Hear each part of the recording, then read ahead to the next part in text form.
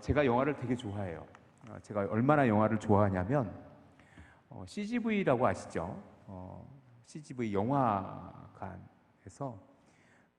제가 근 10년 동안 VIP였었습니다. VIP를 2년 하면 RVIP 회원이 되는 건 아시죠? 그 RVIP 회원이 되면요, 10년이 지나면 VVIP로 되는데 그때 이제 그 VVIP까지는 못 됐고 RVIP라고 VIP 한 단계 윗급까지 제가 간 적이 있어요. VIP는요, Very Important Person이라는 단어입니다. 굉장히 소중한 사람, 중요한 사람이라는 의미를 가지고 있어요. 여러분도 아마 VIP일 가능성이 높습니다. 혹시 여러분의 카드가 VIP 카드일 수도 있고, 신용카드가, 아니면 여러분이 단골로 다니시는 음식점 혹은 헤어살롱, 미용실, 혹은 여러분이 자주 가는 그 모임 속에서 여러분은 VIP가 되어질 수 있어요. VIP가 되면요, 특별히 신세계백화점이라든지 롯데백화점, 백화점 VIP 카드가 그 백화점 VIP 회원이나 호텔 VIP 회원이 되면 뭐예요?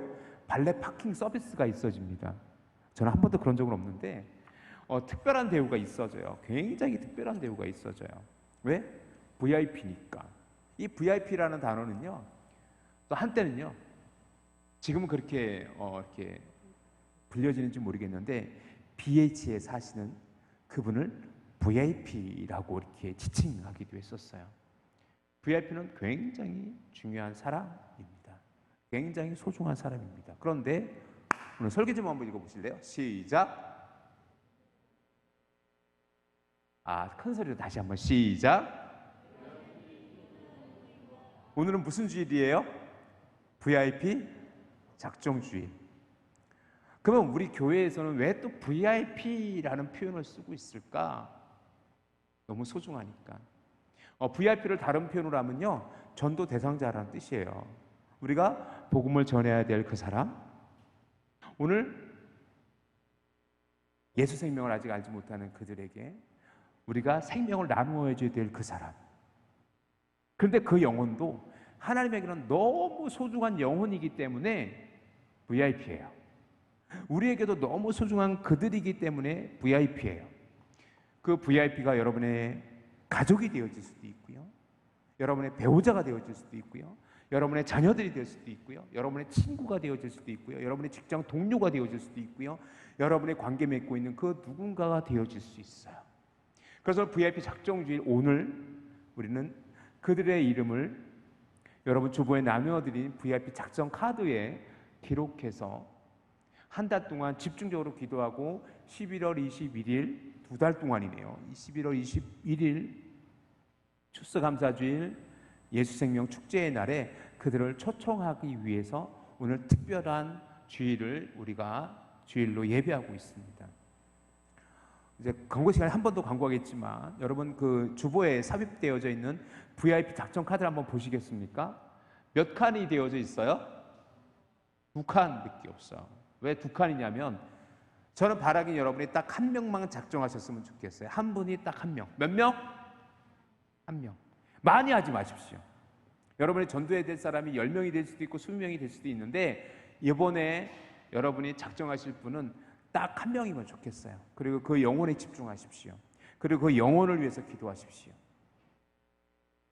그런데 2칸이 된 이유는 혹시 부부일까봐, 여러분이 작정하시는 분이 부부일까봐, 그래서 혹여나 그래서 2칸으로 만들어 드렸는데 될 수 있으면 한 영혼에, 이번에는 한 영혼에 집중해서 11월 21일 예수생명 축제의 날에 여러분이 그분을 소중하게 주의 복음으로 초청할 수 있기를 주님의 이름으로 축원합니다. 오늘의 이야기는 예수님의 VIP의 이야기입니다. 왜냐하면 예수님께서는 특별한 방법으로 그녀를 만났어요. 그리고 특별한 방법으로 그에게 예수의 생명을 전하셨어요. 그 여인은 누굴까? 그럼 어떻게 예수님께서는 그 특별한 여인을 만나셨을까? 오늘 본문의 3절에 보니까 뭐라고 되어져 있냐면 유대를 떠나사 다시 갈릴리로 가실새라고 되어 있어요. 예수님께서 유대 지역은 이스라엘 중부 이하를 유대 지역이라고 해요.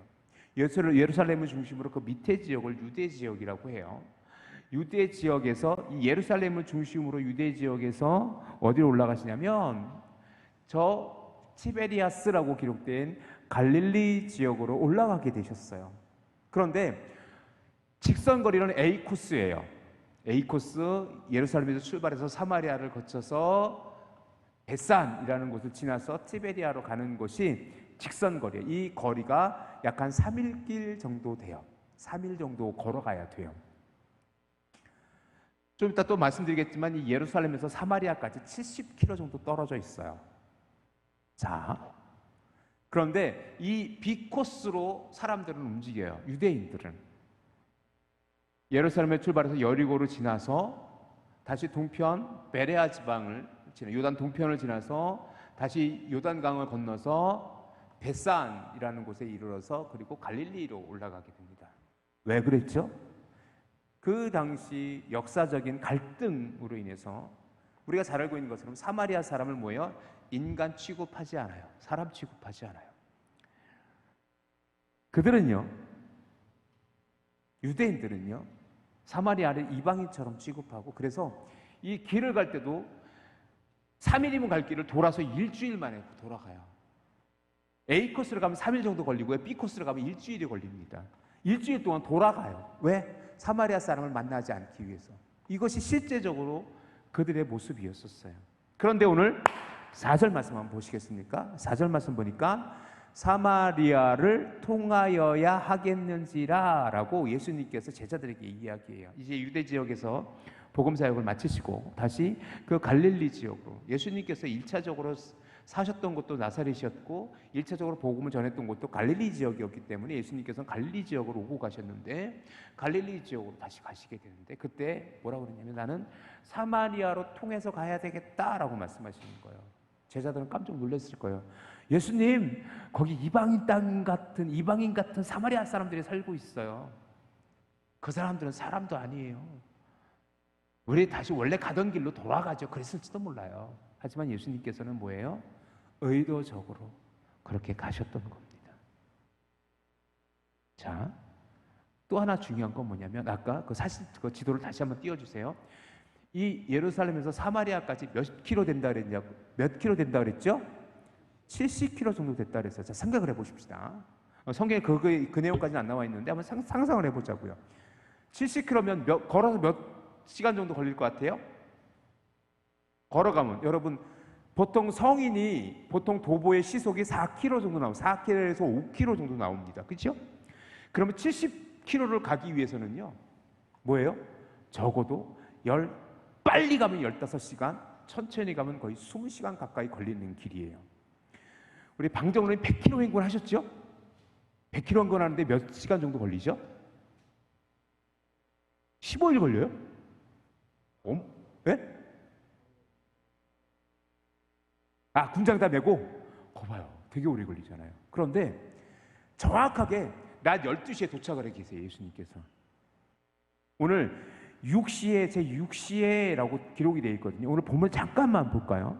잠깐만 봅시다. 오늘 본문에 뭐라고 되어 있냐면 6절에 거기 또 야곱의 우물이 있더라. 예수께서 길 가시다가 피곤하여 우물을 곁에 그대로 앉으시니 때가 6시쯤 되었더라. 그거예요.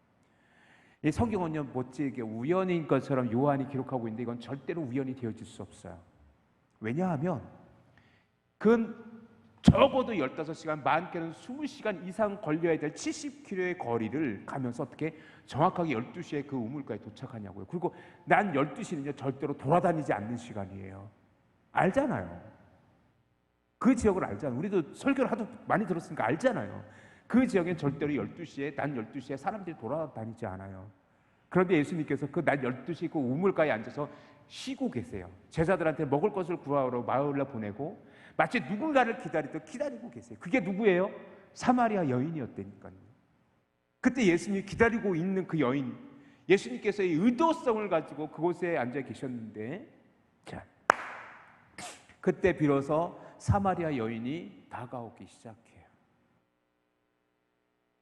저는 오늘 여러분에게 한 가지 부탁을 드리고 싶어요. 여러분의 VIP 작정해 주십시오. 한 사람, 많아야 두 사람. 그리고 여러분이 의도적으로 그들을 좀 만나세요. 예수님께서 그러했던 것처럼. 우연을 가장해도 좋아요. 지나가다가 어유 반가워 누구 엄마 라고 했을지도 몰라요. 하지만 거기에는 의도성이 있어야 돼요. 그리고 여러분의 만약에 믿지 않는 남편이 있거나 자녀들이 있다면 의도성을 가지고 특별히 서비스를 잘 해주세요. 교회 가자고, 목적을 가지고 그렇게 했으면 좋겠어요. 왜? 예수님도 그렇게 했잖아요.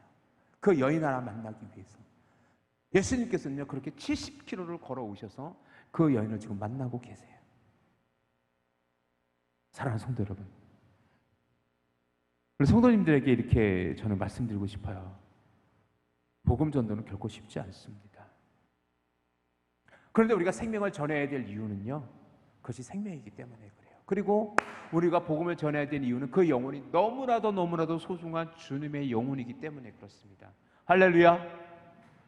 여러분의 이웃이, 여러분의 친구가, 때로 여러분의 자녀들이, 심지어 여러분의 남편들이, 여러분의 배우자가 아직도 예수 생명에, 예수의 은혜에, 예수의 생명을 아직도 고백하지 못하고 있다면 어떻게 해야 되지요? 전해야지요. 그런데 혹자는 이렇게 얘기할 수 있어요. 목사님 때가 아니에요. 지금 코로나19 시대인데. 알잖아요. 교회 요새 욕 바가지로 먹는 거. 코로나19 집단 감염 나올 때마다 빠지지 않는 게 교회인데 이때 교회 나오라고 말도 안 돼요 라고 반문하실 수도 있어요. 맞아요. 그럴 수 있어요. 그래서 우리가 좀 참을까요? 그래서 코로나19 끝나면 전도할까요? 그러면 맞아요? 그러면 여러분 전도하시겠습니까? 어때요? 지금은 때가 아니라고 생각하십니까? 근데 조금만 생각해 볼까요? 되려 저는 반대 생각을 하게 됐어요. 코로나19를 경험하면서 종말의 때가 되면 이거보다 더 심각한 하나님의 심판이 있을 건데 그때 어떡하지?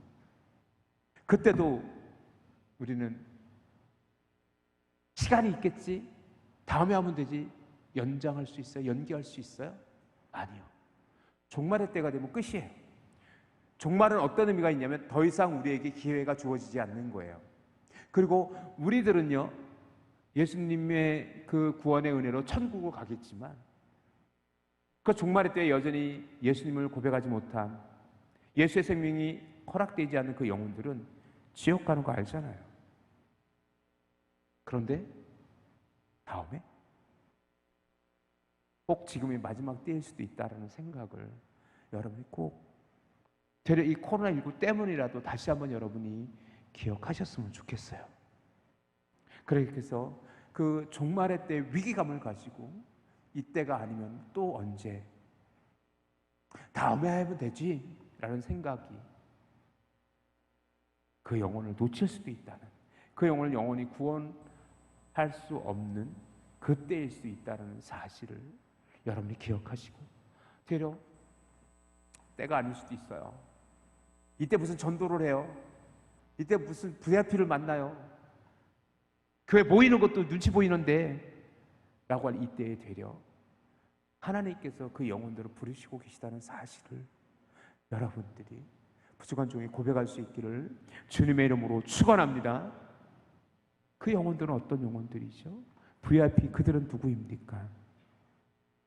코로나19 시대를 살아가는 이들은 정말 어떤 삶을 살고 있지요? 저는 고립된 인생이라는 생각을 하게 됐어요. 코로나19 시대를 살아가는 그들의 인생은 고립된, 너무나도 외로운 인생 같아요. 지금도 여전히 코로나19 사회적 거리두기 3단계가 수도권을 중심으로 4단계가 지금도 계속 되어지고 있습니다.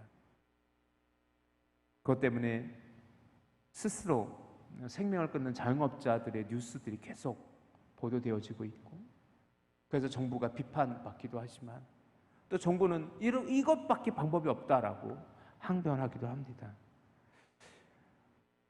21세기 그리고 2021년 살아가는 우리들에게 코로나19는 너무나도 힘든 시련의 때인 것 분명합니다. 그건 너무나도 버겁습니다. 버겁습니다. 그런데 그 코로나19 시대를 살아가는 우리처럼 그 사마리아 여인의 삶도 그렇게 고독하고 그 영혼은 외로웠던 영혼입니다. 왜? 6시가 이야기하고 있듯 그 떼약볕에 아무도 물을 길러 하지 않는 그 시간에 그 여인이 왔다라는 건 뭐예요? 그 여인이 그럴 수밖에 없는 거예요. 왜? 그 여인은 아마 그 수가성에서 손가락질 받는 여인일 거예요. 남편이 5명이나 바꿨고 지금 사는 남편도 그의 남편이 아니래요. 아마 수없이 많은 이들에게 손가락질 당했을 거예요. 천대당했을 거예요. 그러니 얼마나 그의 영혼이 불쌍합니까? 그 영혼이 고립된 인생입니까? 그런데 예수님께서는 그 여인을 만나기 위해서 지금 70km를 달려 떼약볕 12시에 그 우물가에서 그 여인을 기다리고 있었던 것은 아닐까요? 지금 이 시대를 살아가고 있는 그 고립된 인생, 모든 것이 포기되어지는 우리의 20대, 30대의 청춘들, 점점 삶이 팍팍해지고 있는 우리의 이웃들, 그리고 어디도 그 돌파구를 찾을 수 없는 외로움 속에 뼛속까지 스며드는 춥고 떨리는 그 아픔을 지금도 간직하고 있는 그들을 이제 우리가 VIP로 그들을 사랑으로 섬길 수 있기를 주님의 이름으로 축원합니다. 왜냐하면 그들의 영혼이 바로 우리가 섬겨야 될 VIP이기 때문에 그렇습니다. 여러분 최진실 씨 알죠? 그 최진실 씨 설교를 준비하다 저도 어저께 알았는데 어저께가 바로 최진실 씨가 스스로 생을 마감한 날입니다. 2008년 10월 2일이 어제가 바로 최진실 씨가 스스로 목숨을 끊은 날이었더라고요. 그녀는 얼마나 화려했는지 모릅니다. 그녀의 전성기 때는요, TV만 틀면 저 여인이 나왔을지도 몰라. 저 여인이 나왔습니다. 영화에서, 드라마에서. 그리고 그 여인의 결혼식은 세계의 결혼식처럼 화려하게 그의 인생의 한 장면을 연출하기도 했었어요. 그거 아십니까? 연예계에서 이 여인이 얼마나 핫했는지 최진실 사단이라고까지 불려지는, 최진실을 중심으로 그 동료 배우들, 그 친한 친구들의 모임을 최진실 사단이라고까지 했다고 합니다. 그 여인은 늘 중심에 있었어요. 화려했어요. 우리가 알고 있잖아요. 기억하고 있잖아요. 그런데 그녀의 인생은 굉장히 우울했다고 합니다. 그녀는 이렇게 고백합니다. 나는 늘 혼자였다. 외롭다. 그리고 불행했던 결혼생활, 그리고 남편과의 갈등. 그러면서 그녀는 스스로 어느 날 2008년 10월 2일 그날 생을 마감하게 됩니다. 왜? 너무 외로웠대요.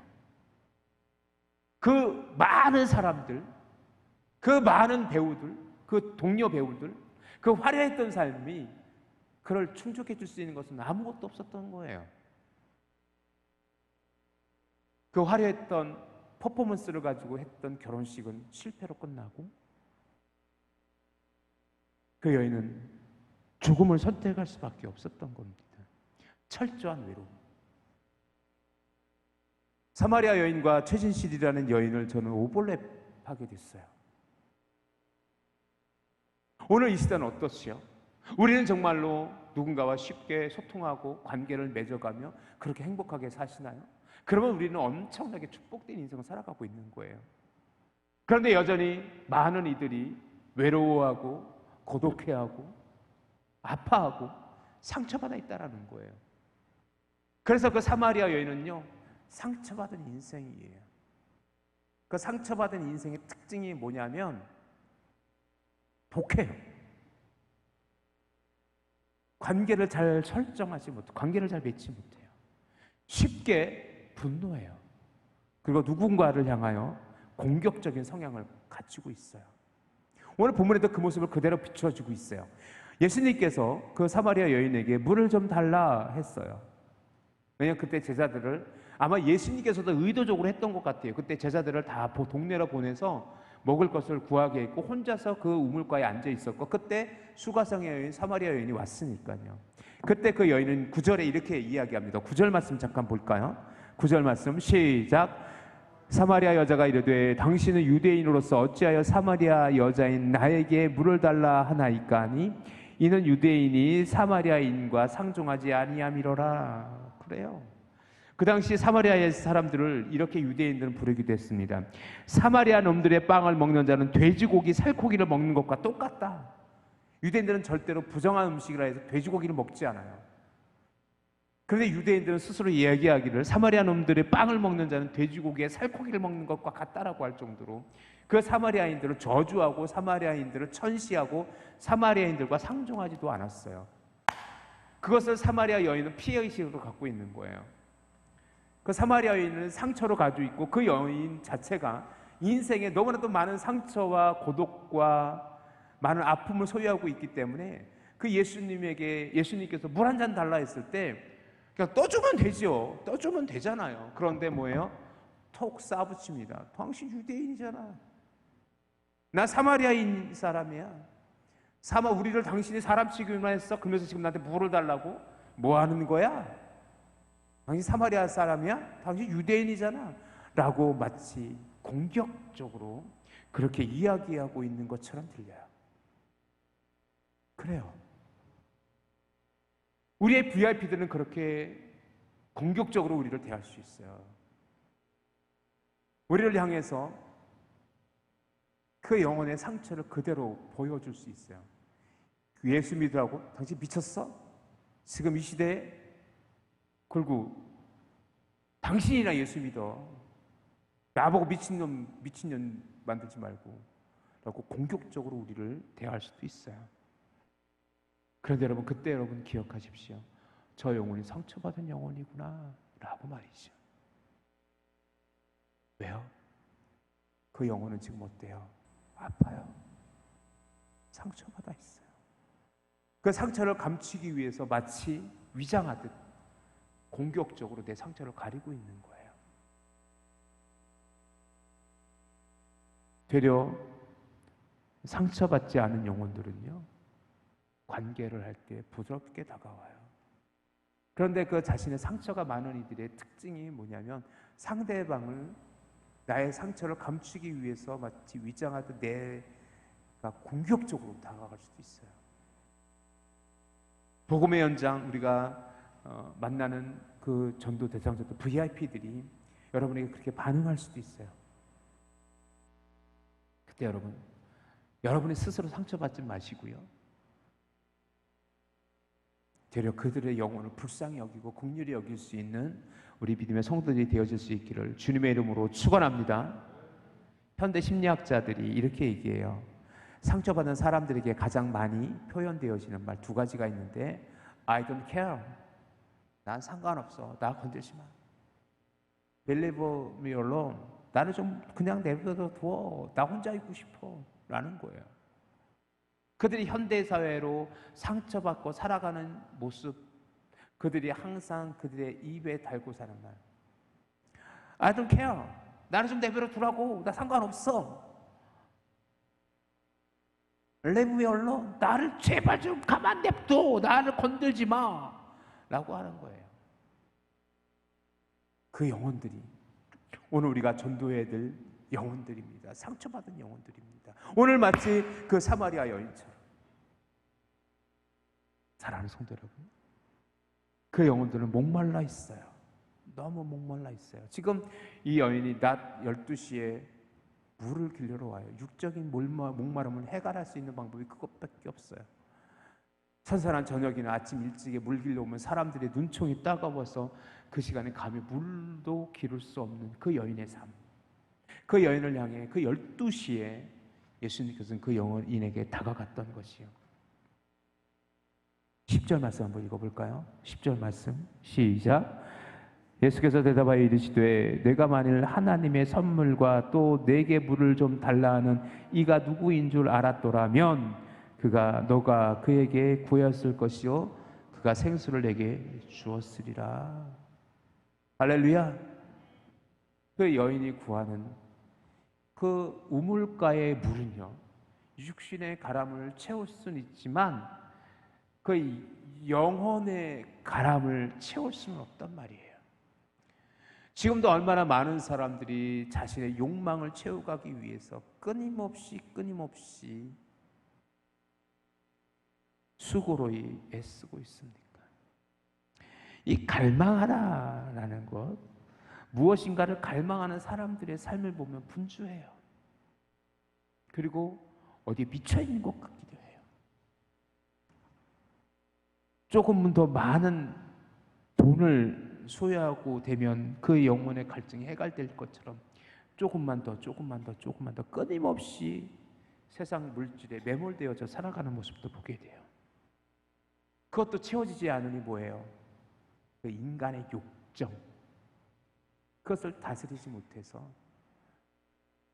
도대체 저게 인간이야? 라고 할 정도로 추악한 성적인 범죄들이 지금 진짜로 너무너무 끔찍해서 너무나도 추악해서 입에 담지 못할 그런 사건들이 지금 뉴스에 보도되고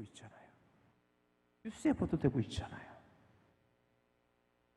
자신의 욕망을 채우기 위해서 종교도 바꿔봅니다. 심지어 교회를 다니면서도 우상처럼 하나님을 섬기기도 해요. 그래서 그들은 끊임없이 방황하고 끊임없이 목말라하며 그 타는 목마름을 해결하기 위해서 나름대로 세상의 욕망에 취해 살기도 해요. 그런데 여러분 아시잖아요. 이미 우리는 알고 있잖아요. 그것으로는 절대로 그 영혼이 채워질 수 없다라는 사실을. 그 영혼의 목마름을 채울 수 있는 유일한 방법이, 인생의 해답이 예수 그리스도라는 사실을 여러분은 믿으십니까? 예수의 그 복음이 우리의 인생의 해답이라는 것을 여러분은 믿으십니까? 그렇다면 그 여러분이 믿는 그 예수 그리스도의 복음을 가지고 지금도 세상에서 헤매이고 갈망하고 있는 그들에게, 여러분의 VIP들에게, 너무나도 소중한 그 영혼들에게 그 생명을 전할 수 있는 저와 여러분 되어질 수 있기를 주님의 이름으로 축원합니다. 사랑하는 성도 여러분, 예수만이 답입니다. 예수만이 해결책입니다. 예수의 복음만이 우리의 영혼을 충족시킬 수 있어요. 그 믿음의 능력으로 여러분이 오늘 하나님을 예배하고 그리고 타는 목마름으로 세상에서 헤매고 있는 그 사람들에게 예수의 생수, 예수님의 생명수 같은 그 복음을 전할 수 있는 저와 여러분 되어질 수 있기를 주님의 이름으로 축원합니다. 그 여인은 어떻게 되었냐고요? 우리 요한복음 4장 39절로 한번 가보실래요? 요한복음 4장 39절. 요한복음 3장 39절. 우리 함께 읽어봅시다. 시작. 여자의 말이 내가 행한 모든 것을 그가 내게 말하였다 증언하므로 그 동네 중에 많은 사마리아인이 예수를 믿는지라. 할렐루야. 이 사마리아 여인은요, 이제 전도자가 되어져 있어요. 그래서 그 여인으로 말미암아 많은 사마리아인들이 예수를 믿기 시작해요. 그리고 그 뒤에 그 사마리아 사람들은 그 여인의 목소리가 아니라 예수님의 목소리로 우리도 복음을 듣자 해서 예수님을 초청해요. 그런 믿음의 역사가 오늘 우리 교회 가운데 허락되어지기를 주님의 이름으로 축원합니다. 지금 여러분이 복음을 전해야 될 그 VIP, 그들은 지금 사마리아 여인처럼 고립되어지고 상처받고 목말라는 영혼이에요. 하지만 예수의 생명이 그에게 허락되어지면 그 영혼마저도 예수의 복음으로 충만케 되어져 그가 또 다른 예수의 생명을 전하는 자가, 그렇게 전도자로 세워질 수 있는 그 은혜가, 기적과 같은 역사가 우리 교회 가운데, 우리 성도들 가운데 한 명, 두 명 세워질 수 있기를 주님의 이름으로 축원합니다. 사랑하는 성도 여러분, 지금 사마리아 여인과 그 최진 씨라는 여인의 삶을 한번 되짚어 볼까요? 그 두 여인의 삶이 무엇이 다르지요? 뭐가 달라요? 그 목말라 했고 갈망했고 상처받은 그 사마리아 여인, 예수님을 만나기 이전의 그 사마리아 여인과 생명을 스스로 끝내버린 그 최진 씨라는 배우와 그 삶이 무엇이 다르냔 말이에요. 그런데 한 여인은 스스로 생을 마감했고 한 여인은 예수의 생명으로 거듭나 예수 복음 전도자가 되어졌다는 사실을 우리는 기억해 볼 필요가 있어요. 그런데 정말 슬픈 이야기는 뭐냐면, 여러분 고 최진실 씨의 종교가 무엇인지 아십니까? 그 여인은 스스로 2008년도 어느 그 여인이 스스로 목숨을 끊기 전에 인터뷰에서 나는 그리스도인입니다 라고 고백했어요. 그리고 어느 언론 인터뷰에서는 나는 때로 하나님께 기도하기도 해요 라고 인터뷰했어요. 그리고 여러분 기억나십니까? 그 최진실이라는 여인의 그 장례에는요, 십자가가 그곳에 있었어요. 그런데 그 여인은 왜 자살했을까? 그 영혼이 구원받고 안 받고는 하나님의 영역이기에 제가 무엇이라 말씀드릴 수 없지만, 그 여인이 스스로 목숨을 끊을 수밖에 없었다라면 그에겐 정말 하나님에 대한 믿음의 고백이 있었을까? 생명이 주께 있음을 고백하는 그 온전한 믿음이 그에게 있었을까? 그래서 저는 또다시 우리 성도님들께 간절히 부탁드립니다. 여러분이 정말로 주님을 아직 만나지 못한 채 이 자리에 앉아 계시다면 주 예수 그리스도를 지금도 인격적으로 만날 수 있기를 주님의 이름으로 간절히 기도합니다. 그래야만이 우리가 살아요. 그래야만이 우리가 예수의 생명 가운데 우리가 하나님의 거룩함의 자리까지 나아갈 수 있습니다. 이제는 말씀을 정리하려고 합니다. VIP, 그들은 도대체 누구입니까? 그들은 도대체 누구입니까? 우리가 갖고 있는 예수 생명을 나누어야 될 너무나도 소중한 또 다른 하나님의 사람들, 하나님의 영혼들이라는 사랑, 생각을, 그 귀중한 고백들을 함께 공유할 수 있기를 원합니다. 그들의 영혼들은요, 때로 고독하고 외롭고 상처받고 목말라하는 이들이에요. 그들에게 그 목마름을 해결할 수 있는 유일한 방법인 예수 복음과 예수 그 생명을 나눌 수 있는 저와 여러분 되어질 수 있기를 주님의 이름으로 간절히 축원합니다.